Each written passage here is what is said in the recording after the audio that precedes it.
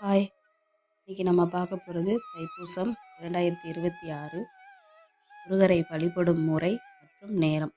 முருக வழிபாடு என்பது வாழ்க்கையில் வெற்றியை பெற்று தரக்கூடிய ஒரு வழிபாடு. நம்மை காப்பாற்ற சுவாமி ஞானவேல் வாங்கிய நாள்தான் தைப்பூசம். தைப்பூசம் வரக்கூடிய கிழமை என்ன அப்படின்னு பார்த்தீங்கன்னா பிப்ரவரி 1, 2026, அதாவது தை 18, ஞாயிற்றுக்கிழமை. நேரம் பிப்ரவரி 1 அதிகாலை 1:54 மணிக்கு ஆரம்பித்து பிப்ரவரி 2 அதிகாலை 1:01 வரை இருக்குது.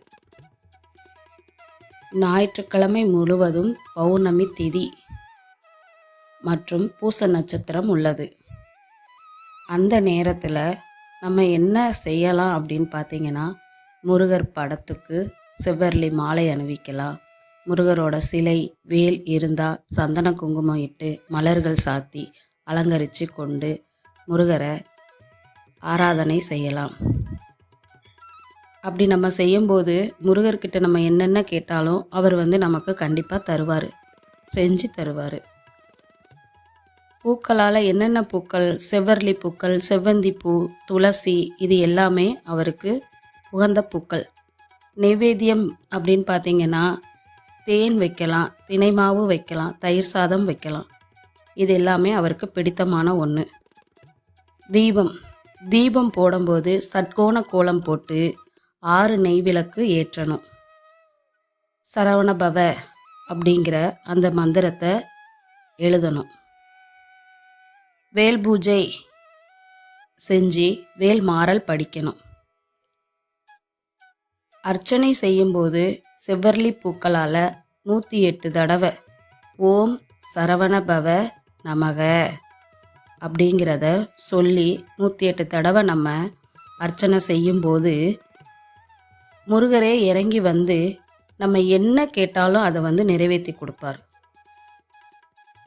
நம்மளால் முடிஞ்ச அன்னதானம் அப்படின்னு சொல்லிட்டு செய்யலாம். யாருக்கு? பசுக்கும் எறும்பு இருக்கு இல்லையா, அதுக்கும் கொடுக்கலாம். வேல் வழிபாடு செய்வது மற்றும் மலை கோவிலுக்கு கிரிவலம் செல்வதும் சிறப்பு.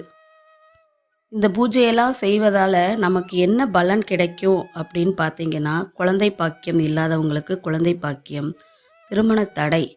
எத்தனையோ கோயிலுக்கெல்லாம் நான் போயிட்டு வந்துட்டேன், ஆனாலும் எனக்கு திருமணம் ஆகலை அப்படின்னு நினைக்கிறவங்களுக்கு கண்டிப்பாக தைப்பூசத்தன்னைக்கு நீங்கள் விரதம் இருந்து முருகர்கிட்ட கேட்கும்போது அடுத்த வருஷம் தைப்பூசத்துக்குள்ளே கண்டிப்பாக உங்களுக்கு திருமணம் நடக்கும்.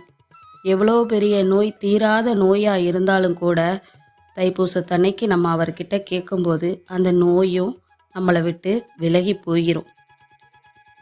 தீராத கடன் சுமை இருக்கிறவங்களும் இந்த விரதத்தை மேற்கொண்டு அவர்கிட்ட கேட்கும்போது கண்டிப்பான முறையில் நம்மளுடைய கடன் சுமையையும் குறைச்சி தருவார் அவர். நம்ம வீட்டில் குழந்தைங்க படிக்கிறாங்க, கொஞ்சம் அவங்களால கல்வியில் கவனம் செலுத்த முடியலை, படிக்கிறதெல்லாம் மறந்து போகுது அப்படின்னு நினைக்கிறவங்களும் விரதம் இருந்து அவர்கிட்ட வேண்டிக்கோங்க. கண்டிப்பாக பிள்ளைங்க நல்லபடியாக படிப்பாங்க. முருகரை வழிபடுவோம், நன்மையை பெறுவோம். அனைவரும் பாருங்கள். என்னுடைய வார்த்தைகள் உங்களுக்கு பிடிச்சிருந்தா லைக் பண்ணுங்கள், சப்ஸ்கிரைப் பண்ணுங்கள், கமெண்ட் பண்ணுங்கள். ஓம் சரவண பவ.